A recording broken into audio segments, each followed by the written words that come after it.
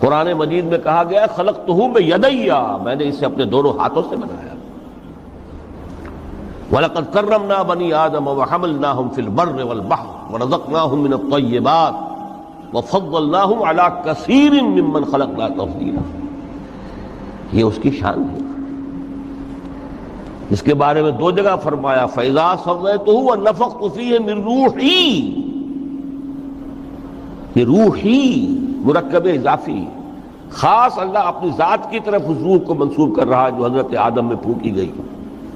روحی، جب میں اس میں اپنی روح میں سے پھونک دوں فَقَعُوا لَهُ سَاجِدِينَ، تو گر پڑنا اس کے سامنے سجدے میں۔ اور آپ کو معلوم ہے قرآن مجید میں کس شد و بد سے اور کس تکرار کے ساتھ یہ بات واضح کی گئی کہ تمام ملائکہ سجدے میں گر گئے، نو ایکسیپشن۔ فَسَجَدَ الْمَلَائِكَةُ كُلُّهُمْ أَجْمَعُونَ، تین الفاظ جو ہیں تاکید کے لیے، سجدہ کیا الملائکہ، حصر ہے، الف لام لام حصر ہے، تمام فرشتوں نے سجدہ کیا۔ پھر کہیں تمہیں مغالطہ نہ رہ جائے کہ شاید جبرائیل نہ ہو اور بڑے نہ اسرافیل، نہیں، کلہم، سب کے سب۔ پھر مزید کہیں تمہیں شبہ نہ رہ جائے اجمعون، سب نے سجدہ کیا۔ وہ انسان جو ہے اس کی زندگی یہ 30 35 40 50 60 70 80 برس نہیں ہے، اس کی زندگی بہت طویل ہے، بہت طویل ہے۔ میں آج اس حیات انسانی کے دو پہلو تو وہ ہیں جو اکثر لوگوں کے علم میں ہیں، حیات دنیاوی یعنی دنیا میں پیدائش سے لے کر موت تک، یہ ایک وقفہ ہے۔ پھر یہ کہ اس کے بعد حیات اخروی ہے جس کا آغاز ہو جائے گا عالم برزخ سے، پھر بعث بعد الموت ہے، پھر حیات اخروی، یہ سب جانتے ہیں۔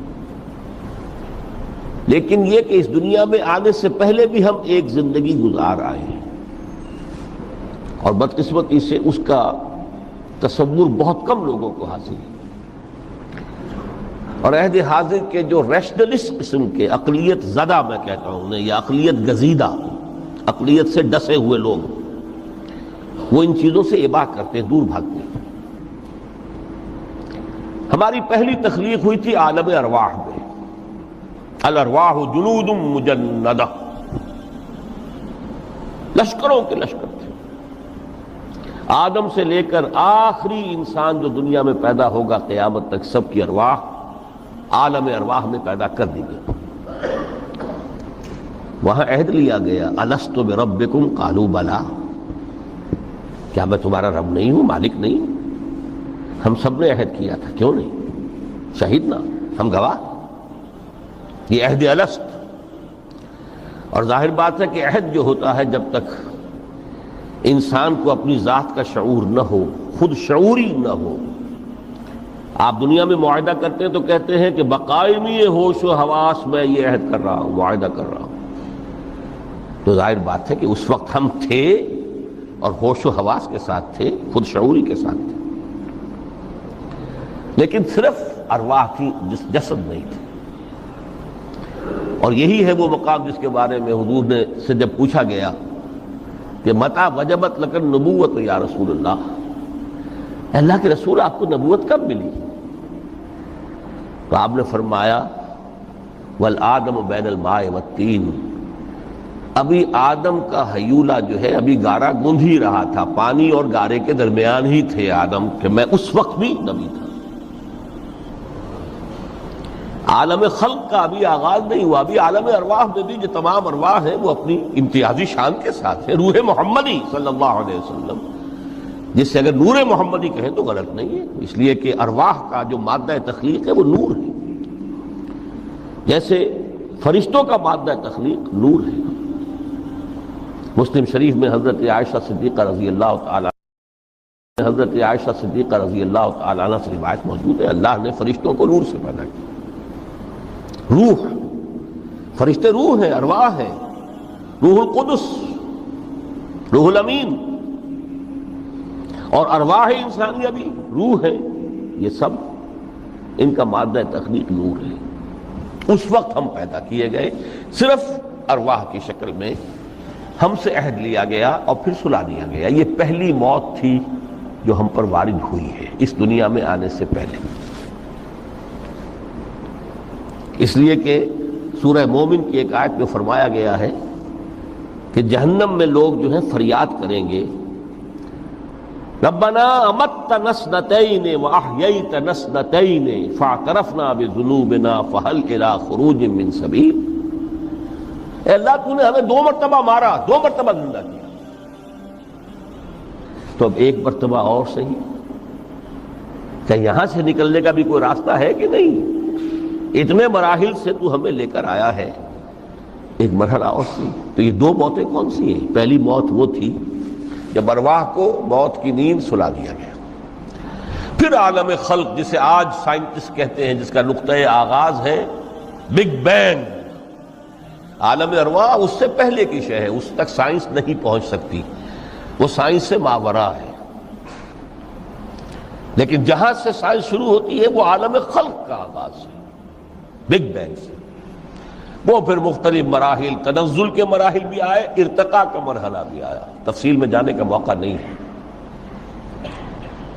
بہت سے تنزلات کے مراحل اور بہت سے ارتقاء کے مراحل طے کر کے آدم تیار ہوا ہے.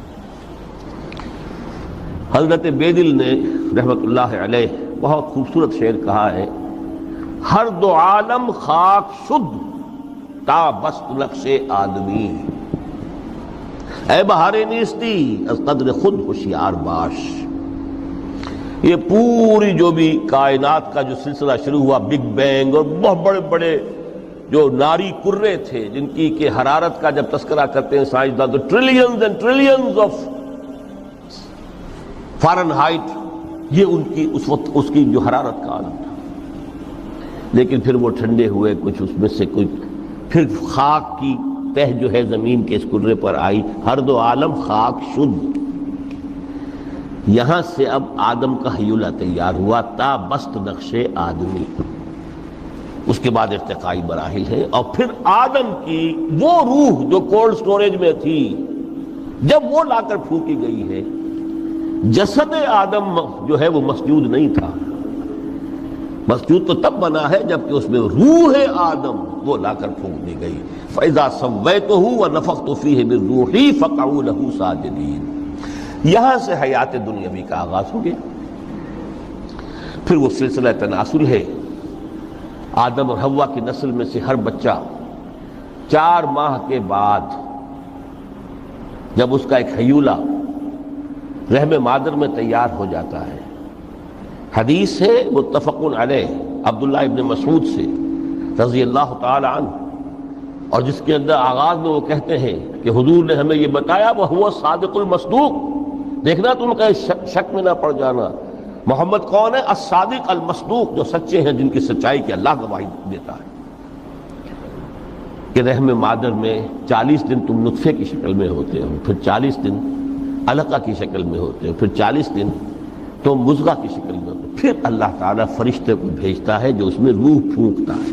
وہی عمل جو آدم کے جسد حیولہ کے ساتھ ہوا تھا، ہر ابن آدم اور بنت آدم کے لیے وہی عمل ہے کہ جو رحم مادر میں 4 مہینے کے بعد دہرایا جاتا ہے. یہاں سے حیات دنیاوی شروع ہوئی. پھر موت، یہ دوسری موت ہے. اب پہلی موت تو وہ تھی، لیکن دوسری موت یہاں سیپریشن ہو جائے گی. جو زمین سے آیا تھا تخلیقی مادہ وہ جسم میں گیا، جسم زمین میں گیا، گل سڑ کر ختم ہوا. جو وہاں سے روح آئی تھی وہ اس زمینی وجود کا جو لب لباب ہے، جان، نفس، اس کو لے کر اپنے ساتھ، اور وہ جائے گی عالم بالغ.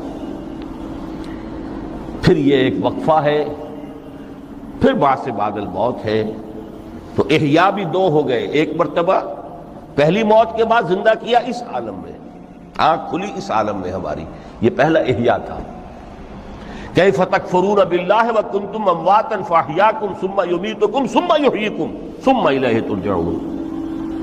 دوسرا احیاء وہ ہوگا قیامت کے دن، بعث بعد الموت، اور پھر اس کے بعد وہ زندگی ابدی زندگی ہے، ہمیشہ کی.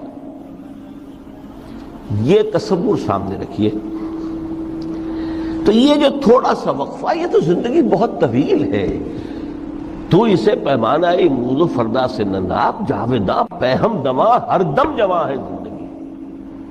اس میں یہ وقفہ جو ہے خلق الموت والحیات لیبلوکم ایکم احسن عملا، یہ اس جسد کے ساتھ اس روح کا اتصال، اور یہ 30 40 50 60 70 80 100 برس کی عمر، یہ ایک وقفہ ہے. یہ امتحانی وقفہ ہے، تمہیں جانچا جا رہا ہے، پرکھا جا رہا ہے. ایکم احسن عملا، اس کو بھی اقبال نے اسی نظم میں خوب بیان کیا ہے کہ قلزم ہستی سے تو ابھرا ہے مانند حباب، اس زیاں خانے میں تیرا امتحان ہے زندگی. اب اگر تو دو چیزیں انسان پر واضح رہیں، اور نہ صرف واضح رہیں، مستحضر رہیں.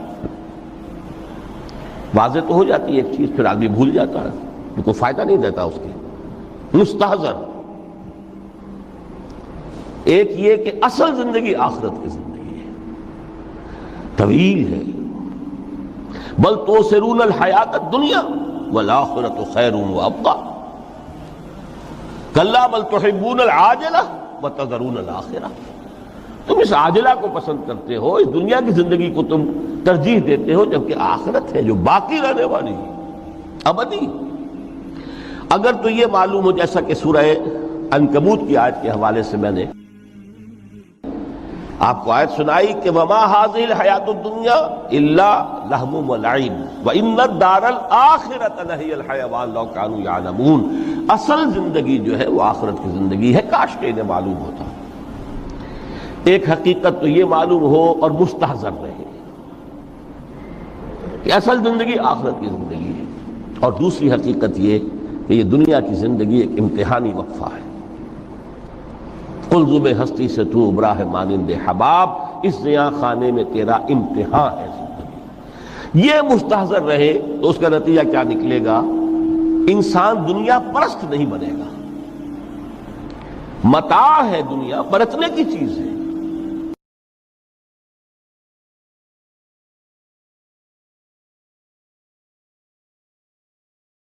چڑھ دے سورج ڈھل دے ویکھے، بجھے دیوے بل دے ویکھے. چڑھ دے سورج ڈھل دے ویکھے،